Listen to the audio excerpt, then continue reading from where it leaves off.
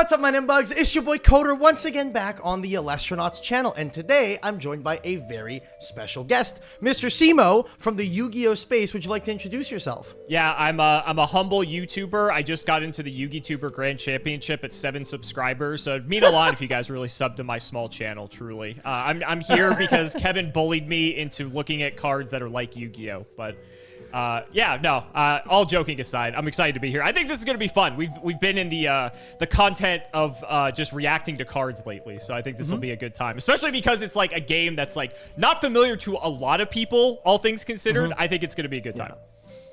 Yeah, I mean, I think Elestrals, with, you know, how it's growing and all that stuff, you can compare it to a lot of other games, and a lot of people have been doing that. It's been really interesting seeing people from different spheres, you know, Hearthstone players, Magic players, Yu-Gi-Oh players, picking up the game and trying to figure out what's good and what isn't. And I found that, like, Yu-Gi-Oh players and Magic players or whatever, they'll see different cards, and some people say, this is great, other people say, this is ass, you know? So I'm really curious to see if you're able to kind of decipher using your Yu-Gi-Oh brain whether or not some of these cards are good or bad, because, you know, the Elestrals meta has been growing a lot lately, and I've been playing in most of the tournaments, so I could tell you which cards are good or bad, but I'm not going to do that because it is your job, Mr. Cimoooooooo, to figure out which cards are good and which cards are bad. So without further ado, the way the game is going to go down is I'm going to be showing you a card. We'll read the effect. I'll give you a little bit of extra, you know, details that you might need about it, what other cards it might be able to combo with and things like that. Give you like the information that you need to make like a genuine decision or a call on whether or not the card's good or bad. Sure. And then with that, you have to guess if it's good or bad. And then at the end, we'll see if you're wrong or if you're right. Are you ready to go? Sounds good. Anything to keep the psyop going. Let's go. Sounds good. Yeah, the industry planned game.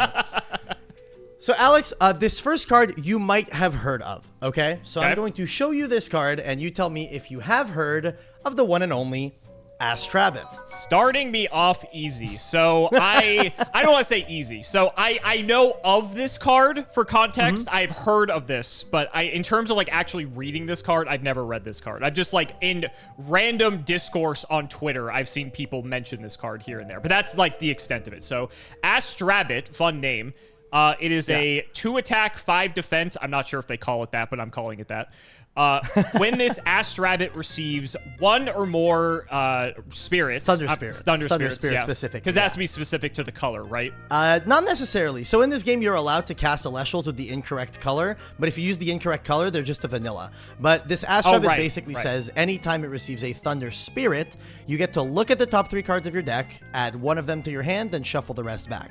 So essentially what this card says is when it receives a Thunder, you Pot of Duality. This happens not only when you initially play the card, but also if it were to receive a spirit either via a Nexus or re-enchanting, which is something that you can do with certain card effects that allow you to move spirits around on your board. So re-enchanting, so this is something that I might forget because it's been a while. So are you allowed to just, so like this is a 1 Thunder Spirit Astrabbit. So like turn 1, I can play my Thunder Spirit onto this, and then I'm allowed to do the effect. On my second turn, then am I allowed to like just do that again? That's the re-enchanting, or is that a different thing altogether? Yes. So basically the way that it works in Elestrals, just like in Yu-Gi-Oh, you get 1 normal summon or a normal cast per turn. So let's say you use your normal cast on your first turn to cast Astrabbit. Because it received a Thunder Spirit, because whenever you cast an Elestral, you have to put a spirit underneath it, it would trigger the effect upon the normal cast. But then on a later turn, you're allowed to give up your normal cast in order to, instead of normal casting a guy, you just take a spirit from your spirit deck and slap it under the guys you control. So yes, on a subsequent turn, you could give up your normal summon to then put another spirit underneath it and re-trigger it again. Got it. So in a way, it's sort of like infinite Gemini summoning, if that makes sense. Yes, that is a very... you're not the first person to have described re-enchanting as Gemini summoning. Yeah, I mean, well, I think from a Yu-Gi-Oh brain, that makes the most sense, right? Just to like understand... Like, I guess the one difference is you're giving it more spirits, and I think that like helps it like live potentially. It makes them deal more damage. So in this game, when you battle, the difference in spirits is what's going to determine how much damage you're dealing. That's the only real big thing that it would be used for. Exactly, and the attack and defense only matters for actually like who gets over what and such like that. Got it. All right, so it's all coming back. It is all coming back. See, I know what I'm talking about. In any case, I think for the most part, this is just like a generally good effect. Like, you'd be really happy with this as like a really solid turn 1. And then the fact that you can either re-enchant it and just keep going, which basically means you're like drawing a couple cards per turn. Also, the fact that you could Nexus, which if I remember Nexusing, it means you can like take stuff from one Elestral and like put it on another, and you can kind of like just move stuff around. Exactly. You could theoretically just keep like just activating this over and over and over again. And it's not even just draw 1. It's looking at the top 3 and drawing 1, which is like even better. And if it gives you any extra context, this effect is not once per turn. If by some means you could Nexus 3 times to it in 1 turn, you can trigger 3 times. That seems crazy to me. Now, now I guess like the greater context is like in terms of Elestrals, is that good? Because obviously like there are cards in Yu-Gi-Oh! Like Pot of Greed, right? Like Pot of Greed for Yu-Gi-Oh! Is insane, but in other games it's like it's terrible, right? Like in Pokemon, no one would play Pot of Greed ever because it's awful. So like my Yu-Gi-Oh! Brain is like, oh, if I could Pot of Duality every turn multiple times with like no downside, that seems broken and crazy to me, right? But like by Elestral standards, maybe this is too slow and maybe this is bad. I'm gonna go with my gut and say it's good and hope that I'm right, but I'd be shocked if this is bad. So final answer, what do we got? Okay, so I gave you this card as like the starting point to give you kind of where the bar is at for what the best card in the game is. This is the best card, almost hands down, in the entire game. Don't get me wrong, there are other cards. There are other cards that are kind of on the same power level, but when we're talking about staples that go in every single deck, I would struggle to think of a good top tier deck that is not playing 2 or 3 of this thing in every single deck. So this card is not only good just because of its effect, the other thing that's really important about it is its stat line. A 5 stat in this game is Yu-Gi-Oh's equivalent of about 2,000. Okay. So just picture it as like you're slapping down a giant soldier of stone, that also Pot of Dualities. This card is absolutely bonkers. It is insane. It warrants a removal spell almost every single time because it's very hard to simply walk over. There are new cards in the game that help you walk over things like this, but yeah, this card is absolutely bonkers. It is insane. So just keep this in mind when we go later on and talk about other cards, because this is kind of the bar for what is arguably the best card in the game. Sounds good. All right, so next up, you were mentioning Pot of Greed. So let me give you this game's equivalent of Pot of Greed. I give to you Nectar of the Gods. Would you like to give us a read for this one? It's a hard one. What does this do? I'm a bit confused here now. Draw 2 cards, and if I recall, so it's 2 spirits, but it's 2 of any color spirit. That's why it's like multicolor, right? Yes. Yeah, I remember this. Any Any colored spirits, and it's an invoke rune, which is this game's equivalent of the normal spell. So it's basically just on your main phase, slap it down, pay 2, and draw 2 cards. See, it's interesting because in this game, it isn't just straight up draw 2. It's like draw 2, and then like you're paying 2 life essentially to do that. But like you're told, that's fine. Like, who cares? It's draw 2. I feel like I'm not sure if there's like a banned or restricted list in this game at this point. But there is one card in the game that is banned. Only one. I mean, it could be this potentially. I don't know though. If Astrabbit's not banned, I don't know why this wouldn't be banned. I feel like if this card is in the game, every deck is going to play 3 of this, or there'd have to be a reason for them not to want to play 3 of this. Unless there's like a reason that like the 2 life really matters, I don't see that being a reason enough to... there's no like limitation on how many invoke runes you can play per turn, right? It's just like spells, you can just play like... it's just like spells, you can play as many as you want. That's broken. Yeah, this is broken. Yeah, final answer. Surprisingly, shockingly enough, if I look at the top 8 cut of the last tournament that we had, I don't believe a single deck was on this card. If I remember correctly. It's possible that some were, but if I remember correctly, not a single one was. And the reason why, and I'll explain, Nectar of the Gods, don't get me wrong, it's a good card. Draw 2 is good, but it's not good enough in comparison to other things you need to be playing in your deck. Funny enough, because Elestrals has a card limit of exactly 40. Every single deck is exactly 40 cards. You would rather just be playing 40 of the best cards with a wide variety of everything you want to be playing versus playing the Nectar of the Gods. The most consistent decks in the game do not play this card because they don't want to be paying the extra spirits. Because in this game, spirits are your life. And the big thing that's important to keep in mind is that the best decks in the game are the decks that are very spirit efficient. They just do not use their spirits a lot. And so because their opponents need to use more spirits than you're using in order to out whatever you're doing, that is how most decks are winning the game right now. So in this situation, Nectar of the Gods is a deck that is a card that you'll only really see in decks that have a very specific game plan that they need to see in order to play. But most of the best decks in the game are just good stuff piles, and because they're all good stuff piles, every card in your deck is good. You do not need this card. Let me ask you a question then. So is it just that it's like also the fact that the decks are consistent enough even without Nectar that you just don't even need it? Is that also like that just seems so like counterintuitive to my Yu-Gi-Oh brain, because it's like, oh, you would play this, but like that's just hearing your explanation, like I get it, but it's just like it's just interesting. Yeah, so the big thing specifically, it's when you look at decks in Elestrals, they're not like decks in Yu-Gi-Oh. You know, you don't have your starters, your extenders, your you know, stuff like that. You're just kind of playing, like, right now, one of the best decks in the game is just, like, Big Beaters Turbo, basically Gemini Elf Beatdown, essentially, is what that deck is. And so, in this game, you not only need to consider card advantage, don't get me wrong, card advantage is important, but you don't need to consider only card advantage, you also need to consider how many spirits you're using to play your stuff. Right. If you're using too many spirits to play your stuff, you can have as many cards as you want. If you're out of spirits, you lose the game. You're not able to play your cards. So, Astrabbit, good. Nectar of the Gods, sadly, not so good. Still a decent card, but nowhere near as powerful as what Astrabbit So fascinating. So fascinating. Yeah. So with that being said, let's move on to the next card. Here, I'm going to be presenting you an Elestral. It is a Frost element Elestral called Arctaurus. Can you give us a read of Arctaurus for me? It's a 3/2. You can expend in order to give this Arctaurus +3 attack until the end phase. This Arctaurus' effect can be activated up to 2 times on your turn. So if you expend 2 Frost Spirits, you can make this guy a 9/2, is what you're telling me. Correct. That is correct. At the most. Okay. And this is going to tell me a lot about the combat with Elestrals specifically and like how the meta's developed. It's interesting because it's weird, especially with how, like, damage works in this game. Like, yeah, sure, something's like 9, that's good, it can hit over something, but you're, like, aside from just fighting for the board in terms of, like, actual damage, that may not actually matter. Yeah. So if I had to draw a comparison to Yu-Gi-Oh, Arctaurus at a base 3 is, let's say this was like a 1500 attacker, maybe even less, maybe something closer to like 12, and then if it uses its effect, it goes up to like 24, and then if it uses its effect again and goes up to a 9, it goes up to about a 3k. It'd be like a Blue Eyes White Dragon, essentially. Right. But the difference is, again, is like the damage output, right? Because it's like in terms of actually dealing the damage versus actually hitting something over, that's 2 different things entirely. Yeah, because this is a 1-cost Celestial, so it'll only have 1 spirit underneath it when you play it. So if it's swinging directly, it's only dealing 1 damage. If it's swinging into a guy that also has 1 spirit, it's dealing 0 damage. Unless you like Nexus or re-enchant additional spirits underneath it. But at base, it's only dealing 1 damage directly ever. Sure. And it's like, I mean, if you're fighting for the board, I think that could potentially be good. Now, are you expending it off the Elestral, or is it going from your spirit deck?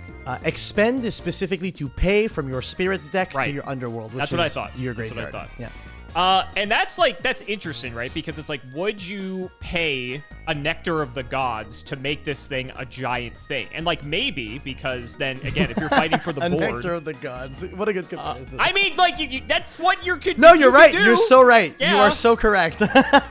You can always just pay 1 and walk over an Astrabbit. That's true. That is true. And maybe that's what this card was designed for, or maybe people play this specifically to counter the Astrabbit in like that exact case, and like maybe you're okay with that. And you have to keep expending to do that, unless there's like a reason you want to keep expending. Like there's like some deck that like benefits from that potentially. Like then that could be there. This one's tough. My initial hunch is that this card isn't good. It's like I feel like it's like not good enough. I feel like there's a situation with the Astrabbit, but like I said, I feel like there's so many other cards that ideally I would hope probably do that better, unless this was like specifically a card designed to counter that, which like maybe it was, and maybe that's good enough. And then you like still retain the board, and then you're but like my instinct says this card's bad, so I'm gonna go with that. It's bad. Yeah, you hit the nail on the head. This card is not great. The primary reason why this card is bad is because in Elestrals, you don't have a main phase 2. You have main phase, then battle phase, and that's it. And the big problem with that is that you do not want to have to commit resources to something that is attempting to attack over something only for it to get hit by a counter rune. Like a singular counter rune would stop this. Right. So there are cards in Elestrals that you know, have some sort of like drawback after they battle successfully or something like that. There's a card in this game that's essentially like a goblin attack force that has 6 attack and turns to defense after it attacks. Arctaurus, unfortunately, the big problem with it is that you pay 1 spirit to play the card, and then you pay 1 or 2 spirits in order to pump it up to a 6 or a 9, depending on whatever it is you're trying to walk over, which more often than not, you're only ever going to pump it up once, because most cards, like most 1-drops, the higher end of their stat line is a 5, so you just pump this up by 1 to walk over them. But the issue is you're committing 2 resources in order for your opponent to then activate a single counter rune that will cost them 1 or 2 as well in order to stop this. Well, it's like bad injection Fairy Lily. Right? Yes, because exactly.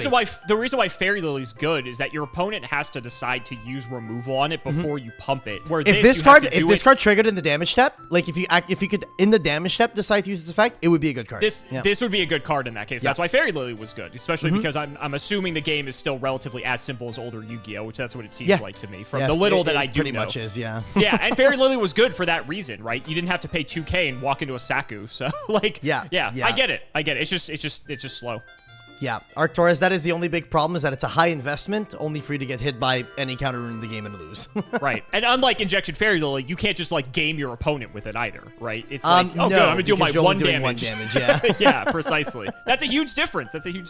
All right, so that was Arctaurus. I'm going to give you another Elestral that you might be able to draw a comparison to a Yu-Gi-Oh monster. It'll still feel pretty familiar to old school Yu-Gi-Oh, especially GOAT format, because I know it's a card that you see a lot in GOAT. So this is Boombatt, a 2/1 1-cost Thunder Elestral. Okay, and it says you can disenchant a Thunder Spirit from this Boombatt in order to target and destroy an opponent's Elestral. Just pretty solid removal from what it seems like. This is just good old 1-for-1, but it's on a body, which is a bit of a difference. Yeah, so the big thing that you have to keep in mind with Boombatt is when you cast it, you put 1 Thunder Spirit underneath it, and then when the card says to disenchant a Thunder, you have to remove one of the Thunder Spirits that are under your Boombatt in order to pop a guy on your opponent's board. The issue here is that if your Boombatt only has 1 Thunder Spirit, you can use the effect, but then the Boombatt will die as well. Yeah, because so it's Exile An Elestral no longer... Exactly, it's Exile Force. Yep. It's Exiled Force with the extra caveat that if you ever do have extra spirits underneath it, you could just use it without losing your Boombatt. Sure, yeah. That's the big difference. Plus, it might have like slightly... no, it's got about the same stats as Exile Force as being like a 2/1. Because Exile Force is 1,000, 1,000. And Exile Force is playable. I think people for old Yu-Gi-Oh might forget that Exile Force was actually on the limited list. Like, was it? I didn't even know that. You didn't know that? Yeah, huh? Exile Force I had was no limited. Idea. Yeah, it was a really good card because it was a warrior, so it was searchable with Rhoda, and Rhoda was at like 2 for a long time. Before it eventually went to 1. And then also being Earth and under 1,000, you could either get it with Sangan, you could get it with Witch of the Black Forest, you could get it with Giant Rat. Like, it was just super tutorable. So, like, being at 1, because it's like you effectively had like 6 copies of it, that was enough to get the card limited. But yeah, it was limited for quite some time. I remember, like, when they finally were starting to move it off the list, my teenage brain couldn't handle, oh my god, multiple Exile Force. It's crazy. But so Boombatt, by old Yu-Gi-Oh standards, I would think that this card is good, and since Elestrals is like old Yu-Gi-Oh, I would also think this card is good. It's also in the same class as Astrabbit, being Thunder, which probably also makes it good. Since they share a typing. Fair. Hey, that's I don't disagree with that one. Thunder is a very good element. But you could also put like any elements of spirits in your spirit deck, so that like kind of doesn't matter necessarily, but I feel like you'd want to have the higher synergy there. Yeah, you could like tech Thunder Spirits to play Boombatt, for example. That is a thing that precisely. You can do. Yeah. Or tech to play Astrabbit, which is probably even better. Every deck does that. Yeah, so I think what this is really fighting with is just, like, the counter runes specifically, because, like, Boombatt's doing this more proactively, where the counter runes might do it more reactively. So is it just better to just, like, play the counter rune equivalent of removal, or just something else that does this more efficiently? I'm going to go out on a limb. I'm going to say that this card is fine, but I don't think it's very good because I think there are other cards that probably do this better, even with all the positives that I think it does have. Final answer. That's legitimately like exactly how it is. Yeah. Yeah! So, let's go! That's Yu-Gi insane. Boomer Brain! That's the big thing. Usually you show this card to a Yu-Gi-Oh player and they go, oh, it's Exiled Force 3 of. But like, it's not the case. So Boombatt for a long time saw almost no play at all because trading a body for a body was almost never good because the way you won in the earlier sets of Elestrals was specifically by if you stick a guy and your opponent can't out it, and then you stick a second guy, you basically won the game on the spot. Now with the new sets that have come out, it's not like that so much, and there's a couple of like 2-drop Elestrals that have gotten significantly better and things like that. So Boombatt is starting to see more play, but it's not a card that you're seeing in every single deck. Removal is very, very strong in the game overall. There is a normal spell in this game that costs 2 Earth that's just target a guy and kill it. So there are, like you said, better removal options. This card is still like a decent removal option, but it really is just underwhelming because there are a lot that are better removal options than this. But overall, Boombatt is still like a decent card, so you were absolutely correct with your guess. And why would you play this when you could play Astrabbit? I think you skewed me by showing me Astrabbit first. I don't know. True. But cool card though. Yeah, like it's like you said. I think it's like kind of like TCG Fundamentals 101. If there's a card that doesn't require your normal summon to do this, like that does it better, why would you play this? And so yeah, makes sense. All right. So speaking of other ways to kill guys, I give you the first counter rune we're going to be talking about here. This card is called Poison Tipped Arrow. So this functions exactly as a trap card. So you have to set it for a turn, and you only pay its cost once you flip the card up. So give us a read to Poison Tipped Arrow. It costs 1, so you'd only pay that when you flip it up. This poison-tipped arrow can only be cast when an opponent casts an Elestral. So that's the condition.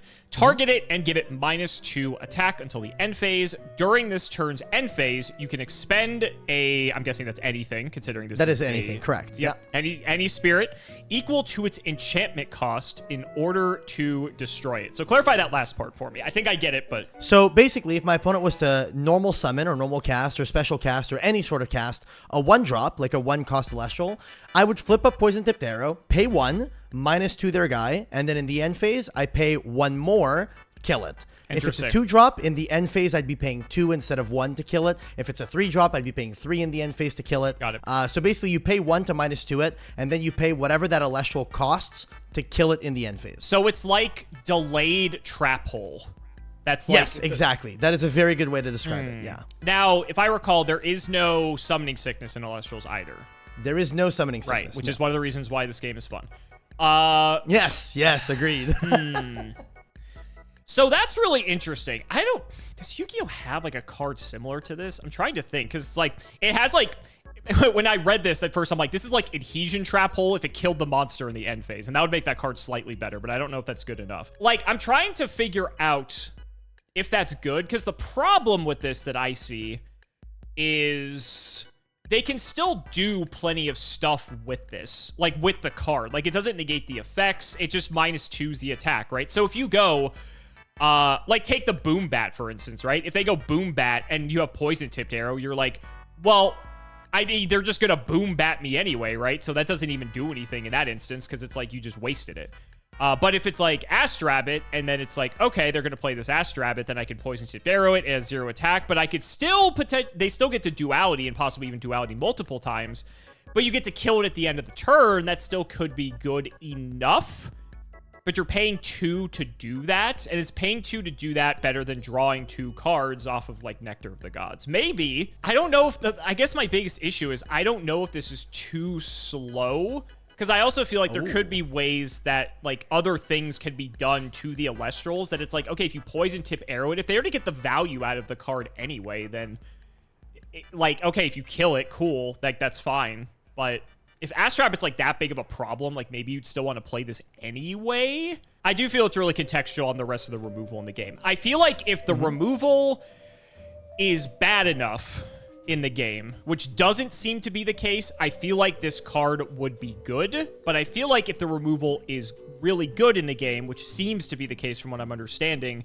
this card might not make the cut, and similar to Boombatt, might be like fine, but there's better things that do what this does. I'll give you this real quick. There is 0 quick effect destruction in this game. Ooh. None. Yeah, there is no like trap card, quick speed, whatever, like monster removal in this game.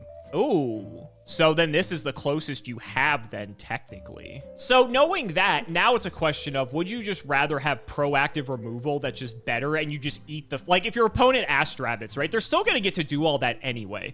So then it's like, okay, would I just rather play better removal, which I'm sure exists? Because you mentioned there's, like, that Earth card that kind of, like, is just, like, way better than this. Yeah, Earthquake is a pay-to-Earth normal spell that kills something, yeah. Yeah. Like, so now that you've told me that, it's like, okay, well, why would I play this then? Again, unless you really need removal, but it seems like that's not really an issue with this game. I think you'd rather just eat the fact that they're going to do whatever they do and just on your turn, just play the better removal card and just kill it outright anyway. Because you're going to have to pay 2 regardless. I mean, the fact that it's like multicolor makes it like slightly more generic, but I don't think that matters. I'm going to say this is bad in that case. I'll happily be wrong on this, but final answer.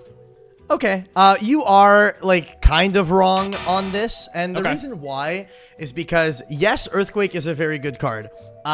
Poison Tipped Arrow is just a delayed Earthquake, kind of, and in that regard, it's also still a completely good card, and you would usually typically play 3 of both of them in most decks. Got it. So, okay. Poison Tipped Arrow is a 2 to 3 of. Some people are cutting it down to 2 and stuff like that.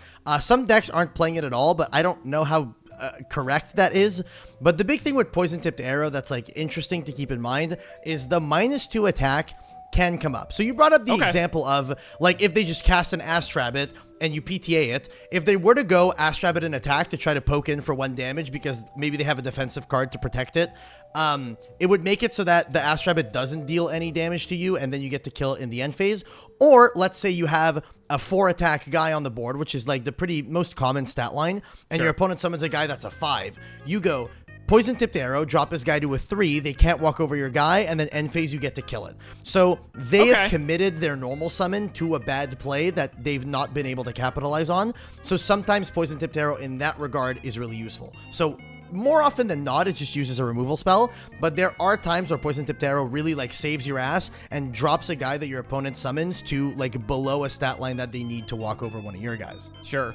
I'll be honest, I don't even think I was even looking at it in the context of the -2 attack. I didn't think, because that's, like, so, I feel like for the most part, especially because I feel like it's minimal, but also, like, from a Yu-Gi-Oh brain, even by older Yu-Gi-Oh standards, I feel like those sort of, like, stat reduction effects were just so, like, trivial most of the time. Like, I feel like they just never really mattered that much. So, but that makes sense, though, because especially in a game that might be more combat focused like this, where if you're able to essentially keep your own guy and take theirs out, then that's, like, even better, right? Where in the instance of the Earthquake, you lose your guy, you get to take their guy out with the Earthquake. Okay, cool, but now you still lost your guy, where Poison Tipped Arrow saves you. So that makes sense. Exactly. At times it can save you, but those times come up often enough that the card warrants being played for that reason. Got it. No, makes sense. So yeah, for those reasons, Poison Tipped Arrow, good card. We give it the seal of approval. It is a very, very good trap card in the game, or a counter rune, so to speak. All right, next up, let me give you something really cool. I'll give you a big guy. All right, this is the first 3-drop Elestral that I'm going to be showing you today. I'm actually not showing you any others. This is the only 3-drop I'm showing you. So this is Emperowatt. It is a big penguin, 2 frost, 1 thunder cost Elestral. Give it a read. That's fun. So this is an 11/9, which is gigantic. When you cast this Emperowatt, you can Nexus all of your enchanting spirits to it. Okay.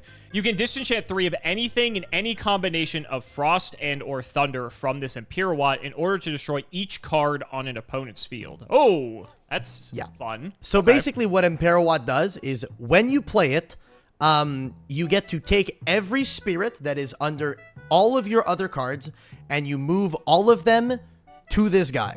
You don't have to do that, but it is something that you can do. So basically, but it's either all or none.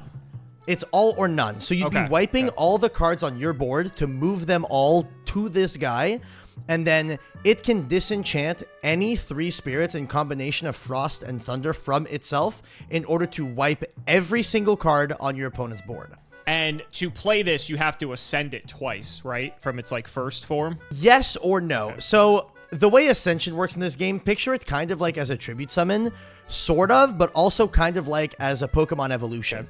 So the way Ascension works is you pick a guy on your board that you want to ascend, you send that guy to the grave, and then all of the spirits that were on that guy stay on the field. You take 1 more spirit from your spirit deck, slap it on top, and then you can put a guy that costs that many or less on top of it. So let's say, for example, you had an Astrabbit that by some means had 7 spirits underneath it. You'd be allowed to ascend your one cost Astrabbit, even if because it has 7 spirits underneath it. You can send it to the grave, slap 1 spirit from your spirit deck. Now there's 8 spirits there. You could slap an 8 to drop or less, basically what that means. Got it. Okay.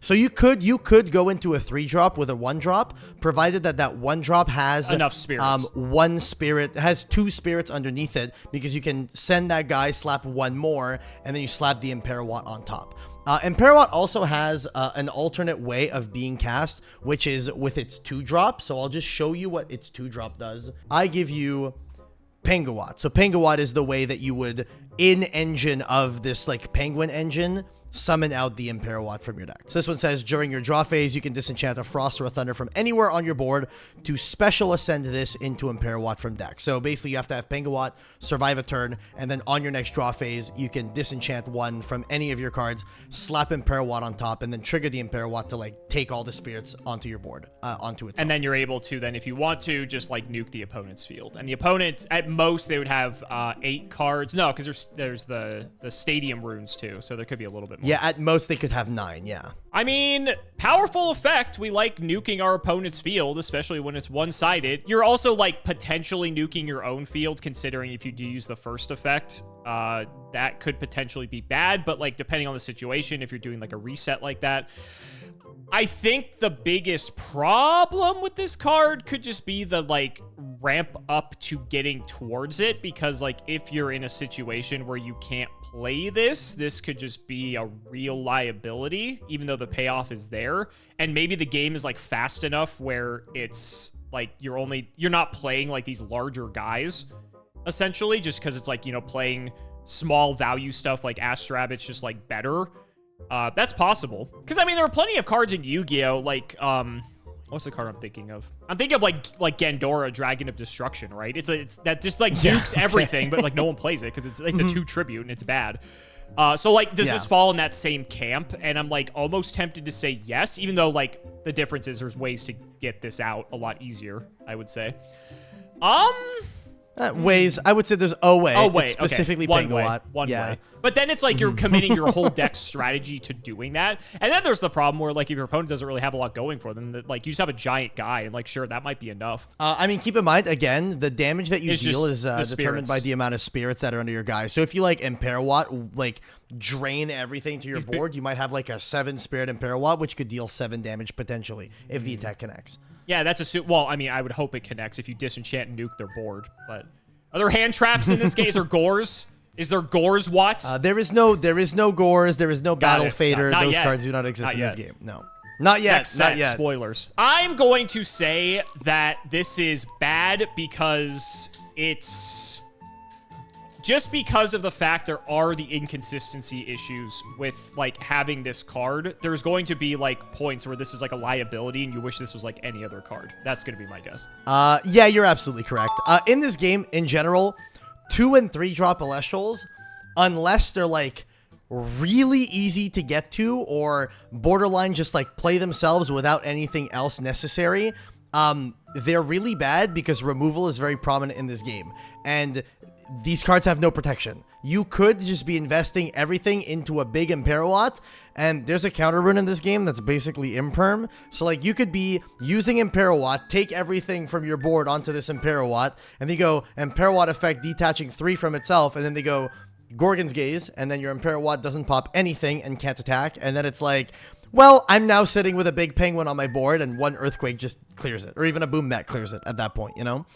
So, the big cards not having any protection usually means that they're not worth playing because, yes, they can just be bricks, and they require a lot of setup in order to even get them on the field in the first place. So getting their effect off after getting them on the field is also pretty difficult to do. So for those reasons, Emperowatt, while having a very powerful effect, nuking is very strong, just isn't worth the amount of investment you're going to be putting into it, and the risk and reward just it's not there. Makes sense. Look at Yu-Gi-Oh, right? They basically have to print stuff that's unaffected by everything for it to be played. Yeah, basically, bro. Can't be targeted, can't be destroyed, Yep. can't be attacked. You can't do anything to it. Can't even look at it. So that was Emperowatt. Let me give you another multi-stage Elestral. So I'm going to be giving you a 2-drop. This is Coastalith. Now, Coastalith is an Elestral that is part of a line of Elestrals known as the Liths. And the thing with the Liths that's important to keep in mind is that they're a series of 2-drop Elestrals that all can be normal cast using 2 spirits without like a needing of ascending under specific circumstances. Okay. So Coastalith is one of those. It is a 2/8 2-drop water Elestral. Give this one a read. Sure. This Coastalith can be normal cast with 2 water spirits if an opponent has at least 2 Elestrals in defense position. Okay. When you cast this Coastalith, you can special cast a 1-spirit water Elestral from your hand. So the immediate analog I see here is that this is equivalent to the Fiend Mega Cyber, which is just bad Cyber Dragon. And there's a very big difference between the Fiend Mega Cyber and Cyber Dragon, because the Fiend Mega Cyber saw no play and Cyber Dragon broke Yu-Gi-Oh! So what's the summoning requirement for Fiend Mega Cyber? It's exactly this. Your opponent just has to have 2 monsters more than you do. So okay. It's basically, the position doesn't matter, but it's just Cyber Dragon with your opponent controlling 1 extra monster. And I think it was like a 2200 attack point monster, so slightly bigger than Sidra. But that card saw no play in Yu-Gi-Oh! But like I said, Cyber Dragon broke Yu-Gi-Oh! So there's a big difference there. The difference, though, is that this also gives you an extra effect that you get to play another 1-spirit water Elestral from your hand as well. So it just gives you like something else to do. Yeah, so essentially, because these guys take up your normal summon, right. All the Liths use your normal summon. Sure. This one basically says, it's basically, it normals itself and then specials whatever you would have normal summoned anyway. Right. And in water, a lot of the 1-drop Elestrals are things that, you know, would typically like heal you, or one of them swaps the stats of like water Elestrals. So there is this one Elestral that says anything that has water under it, its stats are swapped. So if you have Coastalith with that card Galaxy, this could special out the Galaxy. Then you'd have Galaxy would become a 5/2 and Coastalith would be an 8/2. That is a thing if you draw that like combination of cards. And on top of that, you might look at the needing 2 Elestrals in defense position on your opponent's board as like, okay, well, why would, if they have multiple guys on board, why would they be in defense? Water has also a counter rune in color that turns all non-water enchanted Elestrals on the field to defense. Oh, got it. So you can use that in their battle phase, blank their battle phase. They have all their guys in defense, which would potentially make your Coastalith live. So they have their own Windstorm to talk with, basically. Exactly. That is exactly what that is. Yeah. Okay. So that condition, because that was going to be the point I was going to make, is that I don't know how easily it is for either the player to put stuff in defense or for water specifically to force stuff to defense. So the fact that you can do that makes this slightly better. I still don't know if I'm fully convinced. I still feel like a lot of things have to go, like when you said the thing about the Galaxy, about like flip-flopping the stats, like that's pretty good, but it's still such a big difference in terms of like the damage output, because you can only do like, you know, so like a few spirits worth of damage per turn if you actually are hitting in. And that's like because like the clock is so much slower in this game. Yes. Is what I'm understanding. Yeah, I agree. So I will happily be wrong. I don't think the juice is worth the squeeze on this. And I don't think I think too many things like have to go right, because ideally, you need your opponent to have stuff in defense position, which means you ideally need to have the counter rune that puts all the stuff in defense position, because I doubt your opponent is going to do that willingly unless there's a reason that benefits them. And then you also need to have a 1-spirit Elestral that like you get for the benefit of the Coastalith to even like make this worth playing in the first place.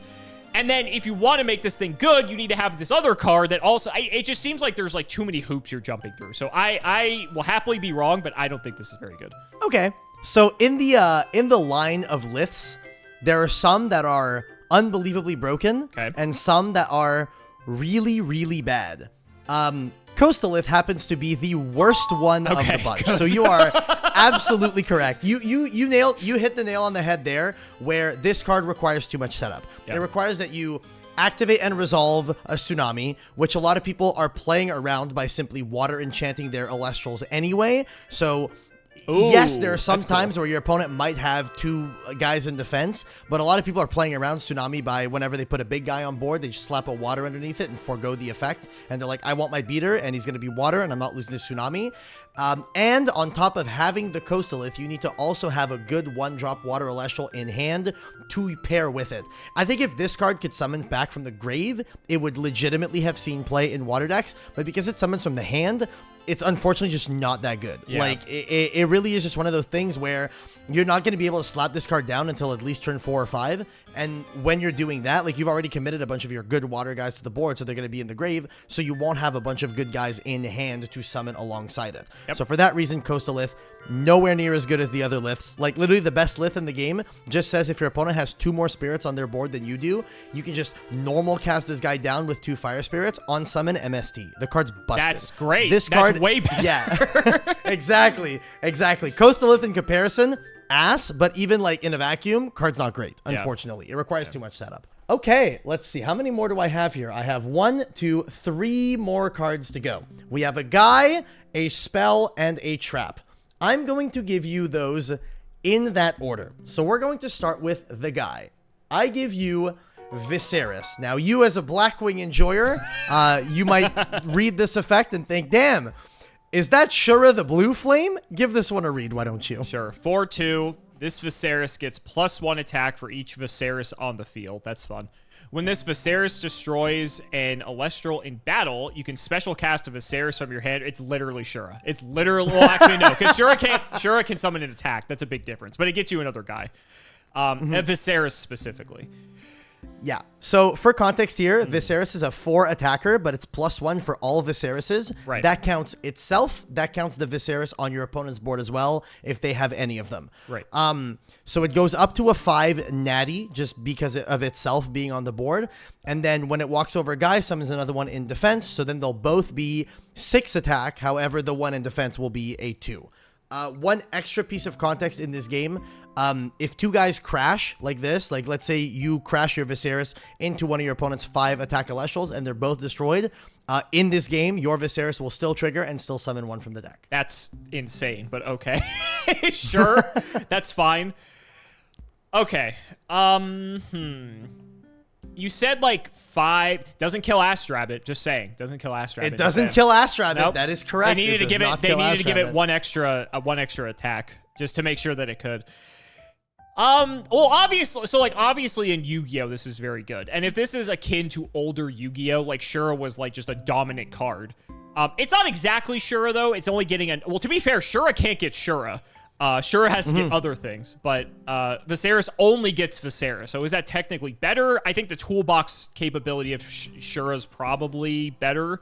But it gets a thing, so like that's cool. It's a +2, right? You pop one of your opponents, or you attack over one of your opponent's things, you get a thing instead. How does that work? So you bring out the Vysceris, the second Vysceris, and you have to put another. You have to enchant it like as it's coming in. That's how that so works. whenever you special cast an Celestial, you just have to put whatever the correct number of spirits underneath it is from your spirit deck. So yes, you would have to be paying 1 more to put the spirit underneath that other Vysceris. 3 copies per deck, right? Because it's 40 count. It is, 33 copies per deck is a playset. Yep, just wanted to make sure. The Vysceris you bring out can't attack. Like, I could see this possibly being good in, like, some sort of aggro deck, potentially. Is this, like, the best thing you could be doing in the game? There's a lot of removal in the game, but that doesn't stop Shura from being good. It's interesting, because, like my Blackwing brain is like, if Shura resolves, you just win. Like, that's, like, basically... I don't want... That's not always true, but, like, that's kind of like a meme with playing Blackwing. It's almost always true. It's almost always true. Well, what's always true is if you have Blackwing or a Whirlwind Shura. That means I mean, then that's GG. Yeah, if Shura resolves at that point, that's just a bonus. And you showed me this on purpose. You just wanted to mess with me. Oh, yes, I did. Yeah. I was looking at this. I was like, this is just Shura. Let's show this to Alex. He likes Blackwings. I do. I'm just trying to like push the psyop even further and convince you to play the game by showing you Blackwing akin cards. Right. You're like, oh, that'll get him to play. That'll get him to play. Yeah. It gets out of hand, but I feel like there's a limit, and if there's so much removal for this as well, are there just, like, better value cards you could be playing? Because, again, like, you showed me Astrabbit, right? And it's like, you can just keep going crazy with Astrabbit, and just, like, who cares if you kill your opponent's stuff? Because, like, I mean, I guess if you get another Vysceris out, then you can kill Astrabbit. Ooh. Ooh, you can. That is true. I don't think this is enough. I don't think this card is enough, unless there is some crazy support that, like, around this that makes this even better, which maybe there is. By itself in a vacuum, from everything you've been showing me, I'm not sure. I mean, I guess this could maybe be on, like, the higher end of, like, playable things. I feel like this is such a cope card. I feel like people want this to be really good, and people have tried to make this good, but, like, it's just, like, it isn't enough, and I feel like there's just, like, better things you could be doing for your spirits, and, like, just the card. I feel like the card quality, like, just needs to be so good in this game that I don't know if this is enough, considering it only gets another copy of itself. Because, again, like, another reason why Sure is good is that it's, like, a fifth of your opponent's life total, right? And, like, Vysceris, like, is only a 1-cost, you know, Elestral. So, like, it doesn't have that same, like, aggro potential, even if it is, like, dominating the board. Yeah, it gives you more swarm potential than damage potential. Yeah, but, like, that's not... You need to close out the game to make the swarm potential be worth it, I feel like. And I feel like there's too much time for your opponent to recover, just remove everything, and then, like, you wish you would have just played higher value stuff that would have, like, replaced itself or, like, just given you more value in the long term. I think I'm going to go with that. I think people try to make this card really good, and it's just, like, not good enough. So, yeah, final answer. I guess, like, I'll say it's, like, mid, you know, teetering on bad. But I think people want it to be good. Okay. This card is insane. Okay. This card is right. very, very powerful. Okay. This is probably the one-drop Elestral that in a situation, especially in, like, a simplified game state or anything like that, it's one of the Elestrals where if you don't have, like, a counter rune that stops battle and your opponent slaps this guy down, you go, oh fuck, oh fuck, oh fuck, how do I stop this guy? How do I stop this guy? How do I stop this guy? Okay. And the big thing with Vysceris, for a long time, now with set 3, not so much, because there are other, you know, there's more and more cards that are able to deal with this guy, but in, like, base set and Frostfall meta, it really was, did Vysceris resolve? Yeah, okay, game's over. Wow, like, so literally Shura. You're right, okay. Yeah, because the big problem with this, legitimately, the big situation that you would be encountering with Vysceris is that, let's say your opponent has one guy and you go Vysceris and you walk over their guy. They're now on 0 guys, you have 2 guys, and then your Vysceris is a 6, so most of their guys won't be able to walk over your Vysceris. And then at that point, if they normal a guy, sure, they can punch over the Vysceris that has 2 defense, but then on your next turn, you get to summon a guy, you have Vysceris, you walk over their guy with Vysceris, he summons out another one, and then your other guy gets in, and then at that point, you have 3 guys on board, they have none, and you're swinging in for a damage. Like, this guy gets out of hand really, really quickly, and if you do not stop this card, you're gonna get outpaced really freaking fast. Interesting. All right, next up, we got 2 more cards to go. I said I had a normal spell and a normal trap for you. So let's go with the normal spell. Ambrosia, the most generic invoke rune in the entire game. Give this one a read. It's a dragon fruit. It is 1 of anything. Return up to 3 of any spirits, what it looks like, from your underworld to your spirit deck. Underworld's a graveyard, if I recall. Yes, exactly. So this is pay 1, heal 3. So you're basically netting yourself +2. So this is interesting because I feel like in most games, life gain by itself is awful, and you would, like, never play it unless it's, like, literally giving you, like, full health or something. Yeah. But, or if it's, like, a life gain effect tied to another creature that has, like, some other effect. Like, you're not just going to play a life gain ability for nothing else. But in this game, this allows you to get your spirits back, which lets you play more things while also artificially expanding the time that you do have to play those things. So I think a card like this actually has way more value in a game like this compared to other games that have life gain. Because every game has life gain effects. But, like, for the most part, everyone's just like, these suck. Like, no one ever cares. This one's tough. It is. I'll also give you this one as well. This was a card that early on in the game, half the people said it's a 3 of, half the people said, maybe play 1. That literally doesn't help at all. That makes that keeps me in the same camp where I early on have in the no game. clue. Now most people agree on where it should be. But Got it. early on Okay. in the game, people were very torn on how many of this you play. It's also weird because it's hypothetically a -1. But, like, it doesn't seem like getting cards in this game is an issue, especially if Astrabbit's in the game. Yeah, Astrabbit is a good card. I mean, hey, Yeah.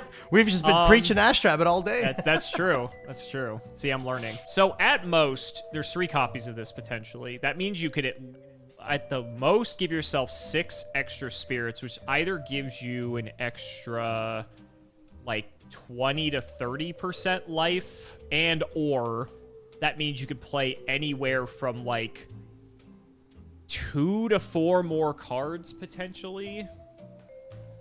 This is such an interesting card to evaluate. It is, isn't it? Because it's unique in this game specifically. Because in most other games, you look at life gain and you should go, life gain's mid. But like this is life gain / resources, sort of, you know? I am going to go out on a limb, and if I'm wrong, I'll die on the hill. That's fine. Sure. I think this is actually very good for this game.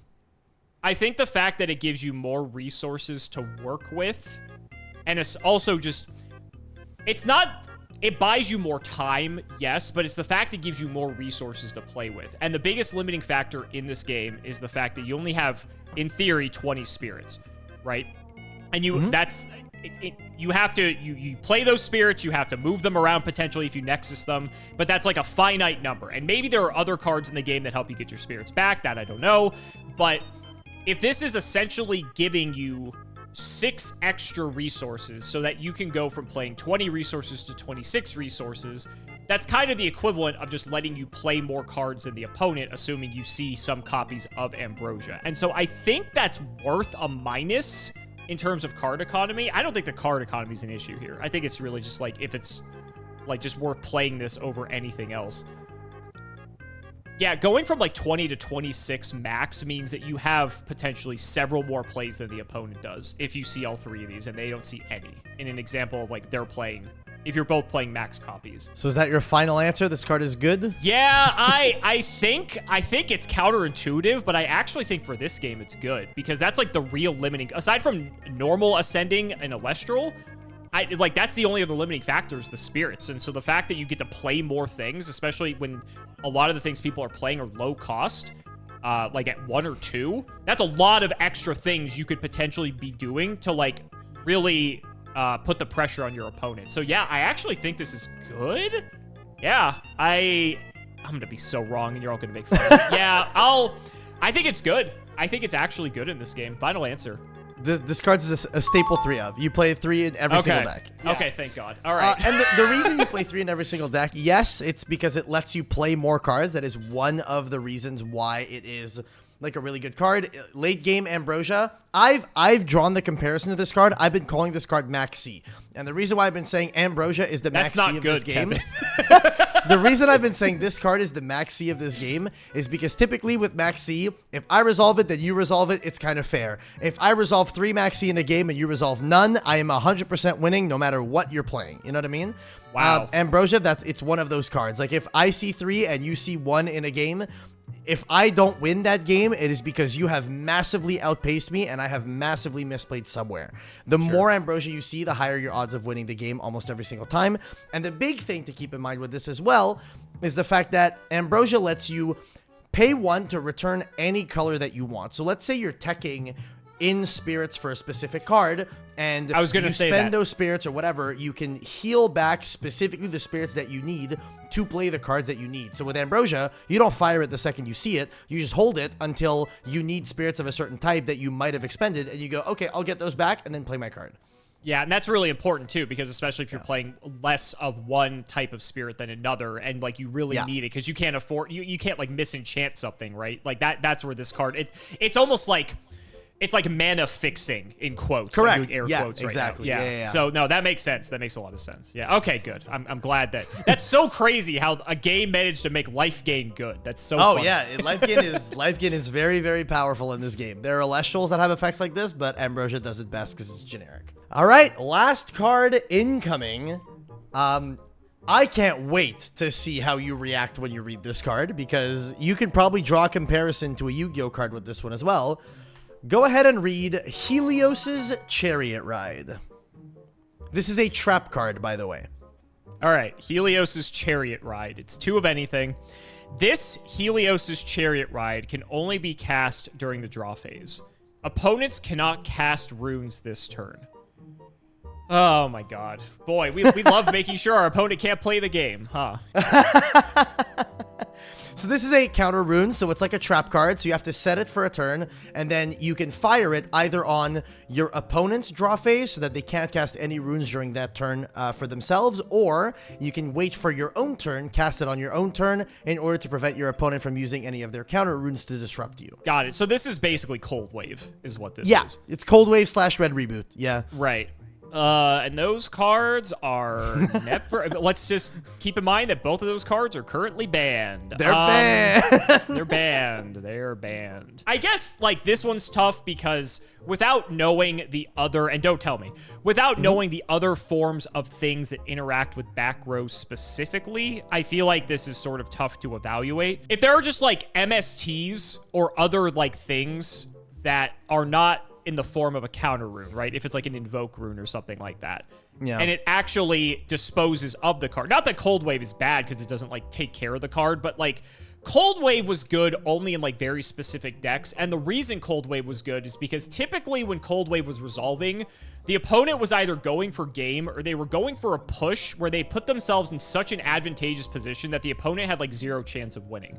And so the first is basically impossible in this game with the way that damage works. The second could be true, especially if you combo it with something like Vysceris to make sure Vysceris can connect. And if it snowballs in that way, that could be a disaster. So that's not unlikely. I don't know. The fact that it's so interesting. It's like I have to think of Cold Wave as a trap card versus a spell. I think Cold Wave being a spell was way better than it being a trap. So like if Cold Wave was a trap, would it be legal? But then you make like the Red Reboot comparison.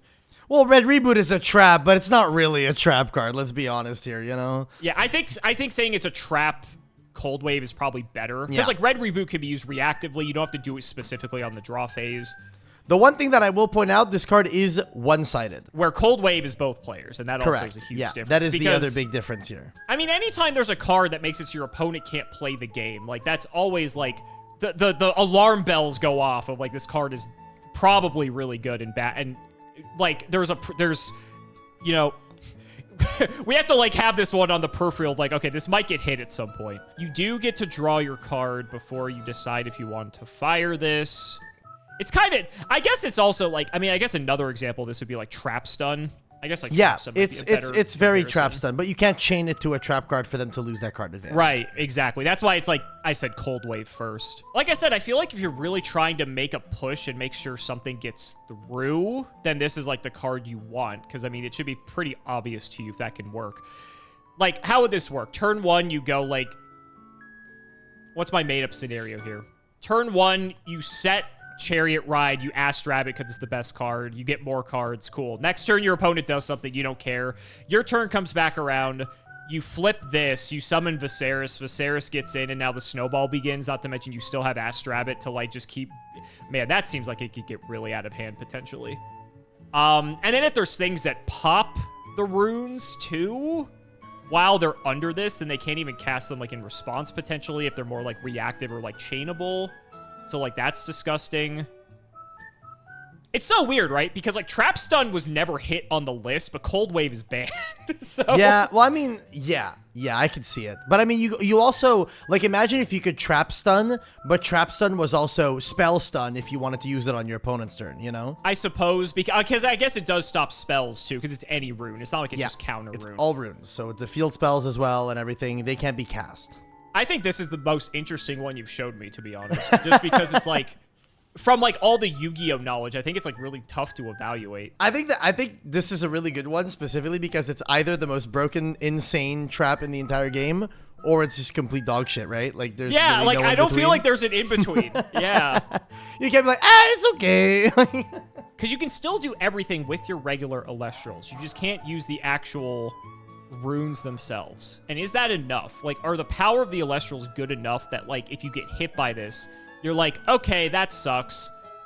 I'll still keep playing, and like you're fine with that because the Elestrals powers like Astrabbit and stuff are just so good. It's like, all right, whatever, I'll just do this next turn. Like, you're not dying most of the time. God, but my Yu-Gi-Oh brain wants to say this is broken just because it just stops them from playing like 2/3 of cards. You gotta make a call, buddy. I do. You gotta make a call. I do. I am going to say, I don't know. I'm gonna say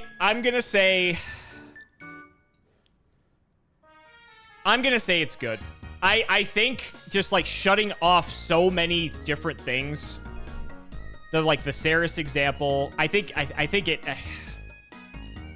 don't know, man. I don't know. Maybe it's bad. I need a final answer from you, Alex. Yeah, I'm sorry. I need a final answer. I don't know. I'm literally torn. I'm just fuck it. I'm gonna say it's busted. Final answer. I'll be wrong. I know it's bad. Tell me it's bad. Tell me it's bad. I hear you laughing. Yeah, this card's bad. This card is bad. Yeah. But so there is context to this. There's bad with an asterisk. I think this card is the card in the entire card pool that is currently waiting to be completely busted. It's just waiting for whatever card gets to abuse this in a way that like wins the game almost outright, because it is just essentially Cold Wave. So the day we get some card that says, hey, I'm the OTK card, then it is going to ride the Helios Chariot Ride all the way to the sunset, you know? There's a combo in the game right now. I don't know if you remember. I know you got the base edition starter decks. Do you remember the little fire dog with the 3 heads? Oh, yeah. So that deck in the game right now is probably the only deck that can play this card, and that deck is not very good. But that deck has like a 4-card combo where if you have Helios' Chariot Ride plus these like very specific 3 other cards, you get to go into this guy that lets you special ascend into the 2-drop with like 4 spirits underneath it, and that guy can swing twice, and then if he kills 2 guys, he summons the big 3-headed dog from the deck, but that loses to every counter rune in the game, and that is the only like almost OTK deck in the entire game. So you'd go Chariot Ride with that, go Exalt Flare, summon the Blazers, swing 2 guys, deal like 6 points of damage, go into Trifernal, swing for like 4 or 5 more, and then after that, your Trifernal is so big and you've gotten your opponent so low on spirits that it warrants the 2 spirits that you're using for Helios' Chariot Ride. You were right when you said they get to keep the cards, which is a big issue because there is no like heavy storm type card in the game or anything like that. So if you Chariot Ride them, you better be putting up something on the board that is so difficult for them to deal with that the 2 or 3 counter runes that they have said that they couldn't use that turn don't just get them back into the game on the following turn. So because it's a potential that they can use those counter runes to get back into the game on the following turns, this card just is not, it doesn't make the cut currently. Makes sense. It's waiting to get busted, but currently with what we have, because OTK is not really an option, and clearing all the back row that you're locking is also not much of an option, the card is unfortunately just very, very mid. That was the biggest thing, like, that was holding me back from, or like when I was going back and forth, was just the fact that it didn't seem like, aside from the Vysceris snowballing, that there was, like, any way to just, like, straight up OTK, which would, like, lend me to think that, okay, like, then you'd automatically play this, because that's why Cold Wave and these other types of cards were so good. And so, like, I just kept going back and forth, but it's just, like, when they can't play, like, 2/3 of the card types in the game, you think that, like surely. It's very funny because early on in the game, there were some people that played Chariot Ride specifically because they wanted Vysceris to resolve. That is the only reason they played this card, was I want Vysceris to resolve. Okay, well, with that being said, that's 10 cards. I think you got most of them right, actually. So you're well on your way to becoming the greatest Elestrals player to have ever lived, Alex. I cannot wait for you to here. I cannot wait for us to get Cimoooooooo Elestrals YouTube channel. Very excited for your debut soon. But with that I have to be like everyone else and make my channel name with Elestrals at the end for the Twitter. Yes. I know someone's gonna go take that now that I said that. Cimoooooooo Elestrals. Don't steal that from him, chat. But with that being said, thank you so much for being on. I hope you enjoyed, and I hope that, you know, these Elestrals cards have, like, you know, successfully piqued your interest and have made you go, damn, maybe this game is more interesting than I thought. Yeah, no, I think it's like always cool value, especially like Ambrosia, right? I think it's like, aside from the fact it's like basically max C for your game, but I think just like seeing how cards across different games affect that game, I think is just so fascinating just because the fundamental design of these games are just all different. So it's cool that like something that's really good in this game is terrible in every other game, right? And that's just like the fun of, you know, mechanically trying to figure this stuff out. And I think, especially for Elestrals, for a new game, that's why people are so happy to sink their teeth into it, because they haven't experienced a resource system like this before, and there's a lot of like you know, stuff to figure out. And I think a lot of people really enjoy that. But thanks for having me. This is a lot of fun. But with that being said, Alex, thank you so much for coming on. I appreciate it, and I'll see you next time, buddy. And to everyone watching, thank you guys so much for watching, and we'll see you in the next video. Peace. Peace.